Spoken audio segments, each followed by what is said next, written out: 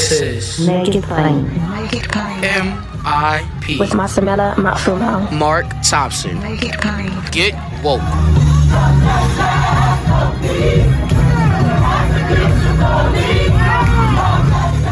Ladies and gentlemen, we're honored to have in studio with us one of the most prominent leaders in the Black Lives Matter movement, still doing great work. We don't get to talk to him often enough, so we really appreciate this opportunity. DeRay McKesson is here in studio with us. It's such an honor to be here. Yeah, it's good to see you, brother. How's things going? It's good. You know, the world's crazy, as you know, Yeah, so no, yeah. you don't need that news from me, but there's a lot of interesting stuff happening on the police front. I think about the police is what animated the protests 5 years ago, and we've stayed very close to that issue, so that has been really important, and we know so much more than we knew in 2014. What more do we know now? So, big picture, we know that a third of all the people killed by a stranger in the United States is actually killed by a police officer, which is wild. 2019 was the first year ever where Black people were more afraid of being killed by an officer than being killed by community violence. So that had never happened before. And we also know that there's almost no way to get to incarceration that doesn't include the police, right? So much of what we think about this issue, there are so many people who sort of focus on mass incarceration but don't ever do anything about the police. And we're like, it's hard to get to jail without the police. And the police actually become an integral part of that. So we know what works and what doesn't, too, is that you probably can name the most popular things. Most of the popular things actually have no impact. So implicit bias, no impact on police behavior. Community policing, no impact. We even think that community policing is racist as a notion, that it's only poor people in communities of color where we think that the police have to, like, play football with the kid to treat him like a whole person, serve him ice cream, all this stuff. They don't need to do that stuff with Timmy on Upper West Side to treat him like a whole person. That's right? true. That's actually like sort of racist in belief. Body cameras, data is inconclusive about impact on police behavior. So we think they're good in some ways, but like, do they do anything? Huh? And training sort of also moot. There are two things that really matter, and the two things that super matter are rules about when officers can use force and when they can't, and then rules about accountability. So places like New York is a great example. So Garner gets killed in 2014. You know that. We all saw it. In 2016, de Blasio lifted the ban on chokeholds that had been in place since 1993. He lifted the ban on shooting and moving vehicles that had been in place since 1972. And it's no longer a requirement in New York City that officers use the minimum force necessary. That's wild. Wow. And these things actually have a huge impact statistically on whether officers kill or use force. Yeah, absolutely. In terms of the movement, you know, obviously, you know, things have a certain popularity for a while and other things take over the news cycle. Is there, do you think, as much focus, as much awareness of what's been going on now that Black Lives Matter is not as ubiquitous as a hashtag as it once was? Yeah, I think that what's interesting is that the work is ubiquitous now. You think about 2014, it was like people like me were the only people online being like, I think that was racist. I think we need to talk about the police here. Like, I remember going into Black communities and having to be like, the police are killing people here. And people told us, me and Netta would go to places and they'd be like, don't bring that mess down here. And we're like, the mess is already here. Like, we are just telling you it's real. So I think that there's like a sea change in terms of like all this focus on incarceration and gender and equity and race, like that is huge. When I think about the police, it's interesting. I was just talking to somebody the other day. I think that there are a lot of people afraid of the police, like afraid of even sort of attacking the issue of police violence. There are a lot of people who can dream of a world without prisons, but can't dream of a world without the police, which is sort of interesting. So I do think there's actually a small set of people who still work on police stuff, a bigger set of people who work on sort of a broad range of incarceration or justice-related issues. But the third thing that we know that I didn't say is that the police have killed more people since the protest, not less, which is not good. No. But, and we haven't published this yet, like Sam's working on an article about it, but what we found when we disaggregated the data is that there's been a decrease, a statistically significant decrease in cities, but an increase everywhere else. So a huge increase in police violence in suburban communities, a noticeable increase in rural communities, and then the only decrease is in cities, which is fascinating. So, so it's like a mixed message in terms of is the work getting better? I presume it's been a decrease in the cities primarily because that's where a lot of the focus is and that's where a lot of media is in the main cities as opposed to rural areas, right? So we don't really know why yet, Okay. but I think that is probably part of it. So in the places where there's been a decrease, it has been mostly because of structural change. Like they killed somebody, It was a huge story, and then something changed. You think about places like Phoenix, Arizona, and Phoenix is a sleeper city when people think about police violence. Most people think LA has historically killed more people than any police department in the country. But LA is also Rodney King, so they have like a history. Phoenix, you don't really think about Phoenix. Right. In Phoenix last year, 1 in 5 murders in Phoenix was committed by an officer. Is that right? That's wild. Yeah. Could you imagine if a gang committed 20% of the murders in a city? Yeah. We would blow. I mean, we would arrest their family. We take all their cars. We take their houses. We killed them, and it'd be totally fine in the name of public safety, right? Yeah. So we spent a lot of time on the data, and we actually manage the only comprehensive database of police violence in the country. So you probably know the Washington Post database, or the Washington Post is a famous database. The challenge with the Post database is it only includes on-duty killings that include a gun. Okay. So Garner's not in the database because on duty, no gun. Right. Botham Jean, not in the database. When that officer, when she killed Botham Jean, she was off duty. Off duty, right. Right. So we maintain the only database that's all killings on or off duty, all weapon. That's interesting. Just going back to Phoenix, 1 in 5. Yeah, people, if that was a gang, people be losing their minds, including black folk. Yes. Right? And that's one of the things I want to talk to you about, because the fact of the matter is, we're in this presidential season, and everybody talks about the crime bill. They've been talking about it since Hillary ran.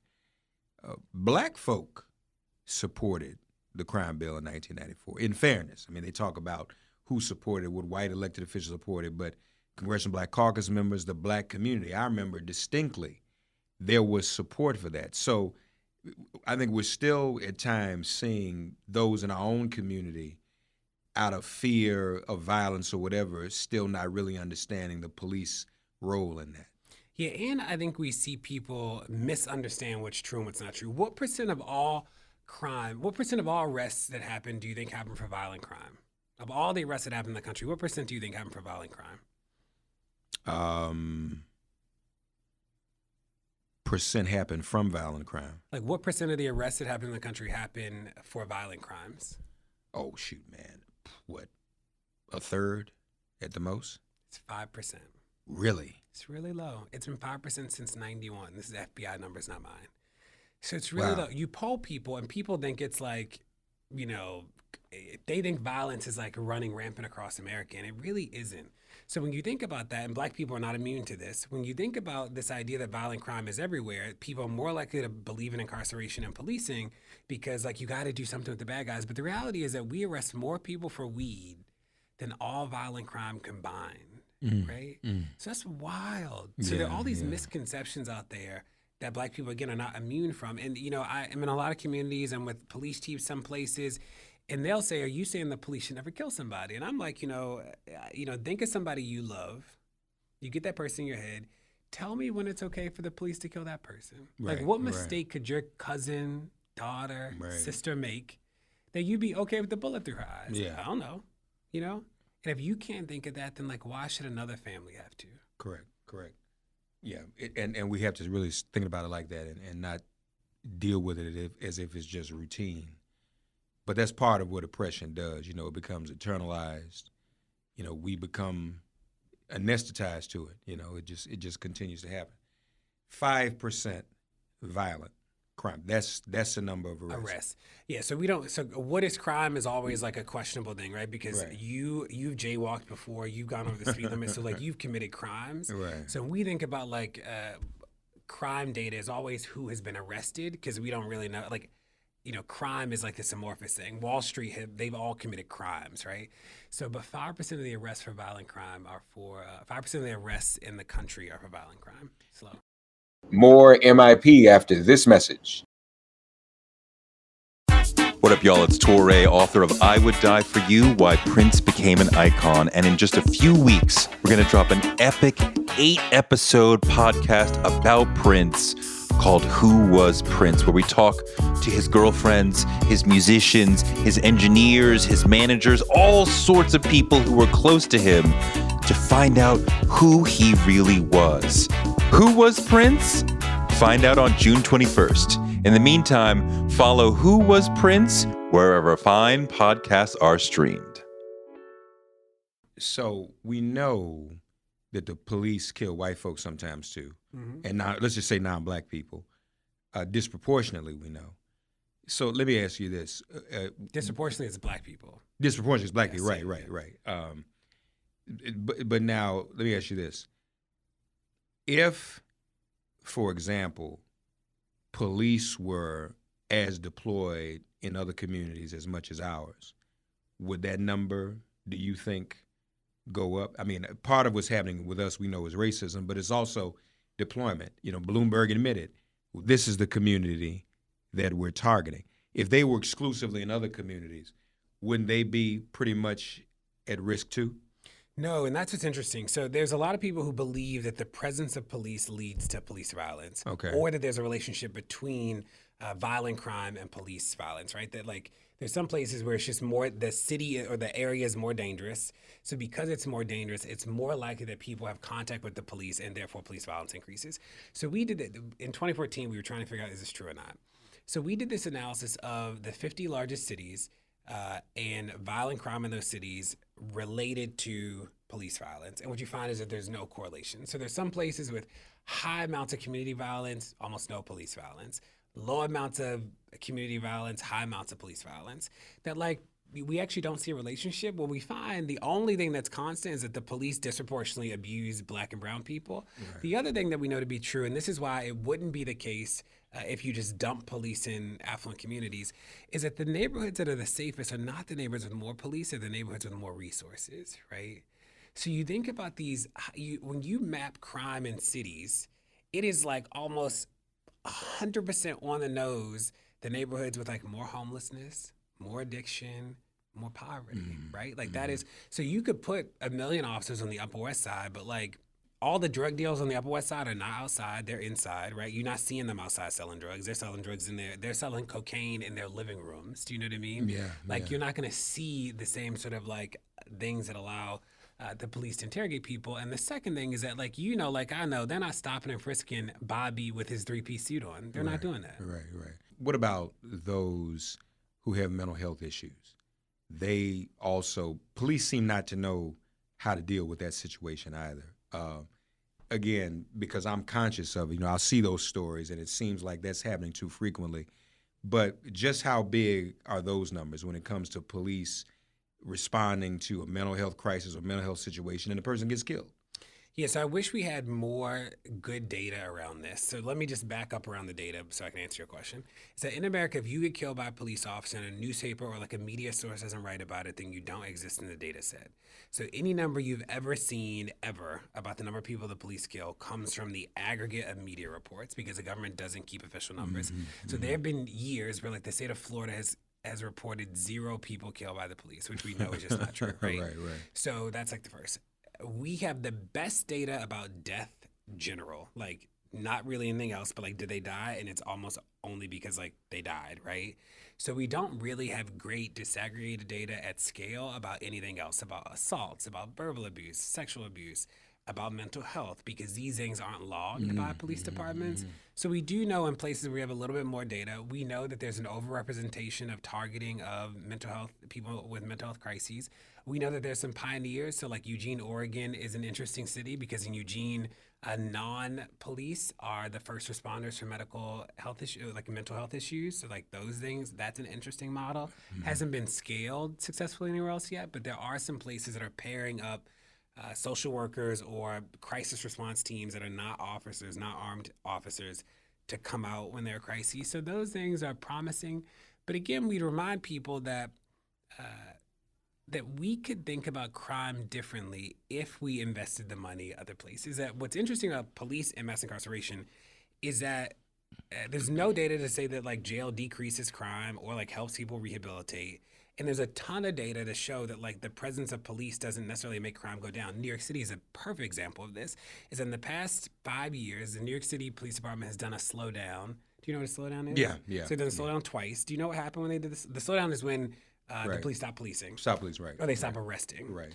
Do you know what happened both times? No. Crime decreased 20%. With the slowdown. With the slowdown.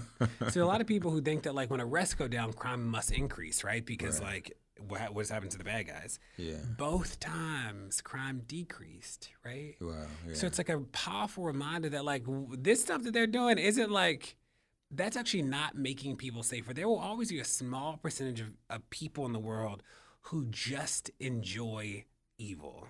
Yeah. You'll always have crime. Well, not crime. See, this is why we tease out crime, because like jaywalking is a crime, right? Yeah, well, okay, They're I see what like, you're saying, right, so right, like there'll be some people who like engage in evil, right? I Like got you, people okay, who like all just right. want to murder, right? Right. But they will be a fraction of and do we keep a 30,000 member police department for those three people? I don't know. Yeah, yeah. We could put that money somewhere else. But now Bloomberg will say stop and frisk decrease crime. There's no real evidence of that, is there? No, so what's interesting about New York City, and this is like Giuliani too, right? Because like broken windows and we can stop and frisk, is that something must change in communities when you lock a ton of people up. Like a whole lot of things change, right? And like that's the Bloomberg thing. It's like you incarcerated a generation of people. So not only did crime, but like all these things changed very quickly because you sent people away for a really long time. But when we think about crime specifically, is that there's a really interesting study that Sharkey did. Where he shows that in New York City and in other places around the country, we can actually map the decrease in crime to the rise in community services. That for every 10 nonprofits that move into a neighborhood, violent crime decreases statistically. And that makes sense, right? Because people have more resources and are able to make different choices. So think about how communities would change if all of a sudden everybody had access to addiction treatment, or like all of a sudden everybody had access to food, or all of a sudden everybody had access to childcare, right? Like suddenly communities change in dramatic ways, and we believe that that is actually what happened. There's also a really fascinating study around the rise of cell phones, like in the 90s and the 2000s, that the rise in cell phones might have led to one of the biggest decreases in violence in major cities, because no longer are drug dealers having to do in-person transactions because they can do them electronically. Wow. It's fascinating. Yeah, that is fascinating. What do we know about gender when it comes to police violence? So we know that almost all of the victims are men. Like it's like over 95% of the people killed by the police are men. We believe that most of the victims who are not killed are not necessarily men. So we think that like women are overrepresented in sexual assault, right? Verbal abuse, those sort of things. We don't have great data at the national level because police departments don't really have to report that. Whereas death, even if they don't report it, it's like we know because you killed somebody. We also don't know a ton about gender inside of police departments, but what we do know is that departments with more women tend to kill and harm people less. That is sort of what we know. That if you have to have a police officer, women are less violent and less aggressive. So that's sort of interesting. Do we know anything about when it comes to African-American police officers? Does that make a difference? It's sort of like there have been some studies, but nothing that is too conclusive. Okay. I think that in general, what we find is that black officers turn blue, right? That like, there's something about the profession that just encourages people to participate in behavior in a certain way. What we do know that's fascinating. So we spend our time on two things. One is these policies and rules, and the second is around accountability. So in places like New York is a good example. In New York City, you can't file an anonymous complaint against a police officer. So you can call in a complaint, and they can take it anonymously from you, but they can't charge the officer, like the CCRB, the Civilian Review Board, they can't charge the officer without your name, without you essentially signing your name and address. Now, I don't know about you, but I can think about a lot of people who would never ever sign their name and address on a complaint against a police officer. No. In places like California, the law says that any investigation of an officer that lasts more than a year can never result in discipline, regardless of the outcome. That's crazy, right? Yeah, that so is. we track those things around the country. What you find is that the police have set up a system that almost guarantees that they can't be held accountable. Yeah. You mentioned, too, in terms of accountability, you mentioned the lack of recorded data. Is there any, because I know at different times, in different periods of time, there have been conversations about a legislation to make that happen, to have data reported, data statistics. Is there any conversation about that on a national level, or legislation that would bring that about, where they would actually have to report a lot of these incidents that don't get reported at all? So national level, shaky. But California probably is one of the best state laws that we've ever seen around police violence. So if you go to policescorecard.org, you can see this analysis that we did at the state level with California data, and it's fascinating. So in California, departments have to report things like every time an officer said they saw a gun and there was no gun, right? So we have that sort of data. Or they have to report, like LA for 2016-18, And over 80% of the cases, the only type of force they used was lethal force. Like, they didn't use any force before deadly force, right? So, like, they have to report those sort of things, and that is fascinating. So that's good. More MIP after this message. When I lived in D.C., we got the Civilian Complaint Review Board legislation passed, all of that. Marion's last term as mayor. So I chaired the NAACP Police Task Force, and some of us actually got the opportunity to teach classes at the Police Academy in D.C. And one of the classes I taught was the historical relationship between African Americans and law enforcement. That culture, that police culture, believes that we existentially are as much a threat to them as they are to us. They really believe that, DeRay. And I watched it. And I'm not talking about white officers. I mean, there was some black folks in there, even some couple black women. I was like, I thought they were going to shoot me on the spot. Right. But it's amazing how they have bought into, that King Kongification of us as black people, and that we exist literally. Some of them literally think we walking around outside just as ourselves plotting to kill them and take them down. And I don't know, I have no idea. I'm trying to figure out what moment in history or in what place, we have, like, in an organized, in a collective way, targeted and taken out police officers other than in the song that they did. I mean, that was the only, and again, that was just a fantasy type thing. Right. But some of them really believe it. And that's where I think that, police community relation things come from. They really have internalized that. And so they pretend as if they fear us, and some of them wrongfully actually do. Do you know the single biggest the single greatest reason, the single most cause of death amongst officers? No, what? Suicide. It's not us. Yeah. Right? I can believe that. So, like, you have a lot of issues to work on in the profession that don't include anybody in communities, right? Yeah. Like, 40% of police families have domestic abuse. That's not us. We didn't do that, right? But you do think about, imagine another profession where it would be almost impossible to be fired. It's the police, right? Yeah. It's like almost impossible. So, like, imagine the culture created in a place where, like, it structurally is impossible to have accountability. A whole host of things. Could you imagine in schools if teachers could, like, kick kids down the stairs and you just come back tomorrow? Like, that would be the Wild Wild West in schools. Well, as a former teacher, too, the right wing accused us of that anyway. They said those of us that teachers can do, but we know that's not true. Yeah, not only, you might not get in trouble by the school, but somebody parent will come up that's there. That's right. It's accountability. Whereas the police are just like, in a lot, we didn't know this either. In a lot of cities across the country, they have bargained these rules about police discipline records. So in places like Cleveland, it used to be until the DOJ came in. In Cleveland, they destroy discipline records every 2 years. In Chicago, it's every 5 years. It's like nuts. In Baltimore, they can do every 2 years, just destroy them. You're like, imagine if doctors, we just destroy every complaint against a doctor. People would be like, right. Teachers, if we just destroyed every complaint, that would be wild. But the police who have, like, so much power in the moment, we just, like, allow you to destroy their discipline records? Yeah, just do whatever. So, I preach something, and I haven't checked with you first, so I'm going to run this by you. You tell me if this will preach. We talk about what people need to do down ballot. Police are governed locally, no question about it. So voting in those local races, city council, state legislators, if you really want to do something about police reform, that's what you have to do.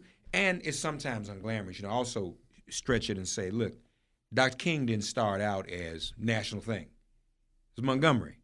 You have to start somewhere. He was dealing with Montgomery, and it affected the national conversation, Birmingham, Selma. And, everybody wants to be a star. Everybody wants to be on Twitter and have 1 million followers. But if people would just focus, that's what it's going to take, because it's not like we're just going to come in with a national hammer and do it. Am I right about that? Yeah, I think you're right. I think, too, I don't know if I underestimated, but people, even the best, are afraid of going up against the police. So when I think about, you think about the civil rights movement, is that we got a lot of incredible wins, right?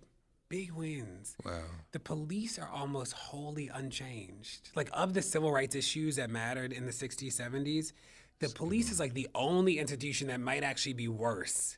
The housing, got some big wins. Segregation, wealth, loans, school, food, welfare, big wins. The police, same. They are literally like same terror, same. I'm interested in how do we find a set of elected leaders who are willing to like really stand up to the police? I don't know. So like de Blasio, it's like, or anybody, I think about a ton of places where you're like, the leadership at the city level panders a little bit when somebody gets killed, and they're like, oh, this is da-da-da. Right. But when the rubber hits the road, they are like nervous. They want that union endorsement. And then let's be honest. I mean, I think some of these police departments threaten these elected officials. They threaten not to protect them or worse. Yeah. I mean, some of the stuff, and I mean, de Blasio's got problems, but I mean, some of the threats they made against him, I'm like, whoa.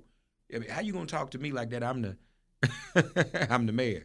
So that's a good point in terms of that fear.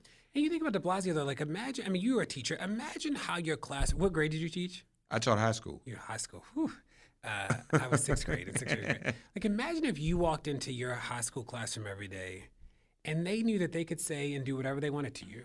Right. And the worst thing you do is look at them and be annoyed, right? Yeah. That's de Blasio. So like, when you're not holding anybody accountable, and this is stuff that's clear. It's not like it's like police officer beat up and stole money, 2-day suspension. You're like, well, de Blasio, the public would be completely behind you if y'all just started suspending every officer for like gross misconduct or like firing them. You wouldn't lose the public. You would lose the police for a moment, but like the public would have your back. And would it be a hard, like rough interim? Sure. But would you win on the backside? Yes, because like even white people are like, that's crazy. Yeah. Do you know what I mean? Yeah. And I think that's what's weird to me is that I think there are a lot of politicians who have this short-term perspective on like it is gonna be bad. They're gonna come out against you. They're gonna say they're not gonna arrest. They're gonna do all that stuff. But like the stuff that we're asking for is like there's not a lot of gray area. It's like, I think you raped that woman. Probably shouldn't be police. Right. This isn't, or like in Baltimore, they were stealing. I don't know if there's a whole task force that got indicted. They were like stealing pills from pharmacies. Yeah, You're like, this isn't like there's not a lot of gray here, Right. Agreed. People, criminal justice, mass incarceration. But a lot of the people who are loudest about that, DeRay, it's a good point, are not as loud about policing. It's like it's two separate things. And by not as loud, you mean silent. Yeah, right. Yeah. But it's like two separate things, like policing here, mass incarceration here. But you're right. There's got to be, people have to realize that's where it starts. It's not even an intersection. You can get locked in prison for mass incarceration unless you have been engaged by the police. Like name the scenarios where you get to jail without the police. Like, right. I guess maybe somebody turned themselves in. Like I guess you commit a crime and then you just walk down to the police department and give them the evidence. I don't know when that happens, know. But that's a powerful point you make. That has to be a small fraction of whatever, Right. That's a powerful point you make. If you don't mind, I'm gonna tag team with you on that one because people need, because every time mass incarceration, and then you have to go to a whole nother room if people want to talk about police. And it's like two separate workshops. Yeah. No, that don't make sense. And what's interesting when you look at the data, what you find is crime is decreasing, but jail admissions are static, right?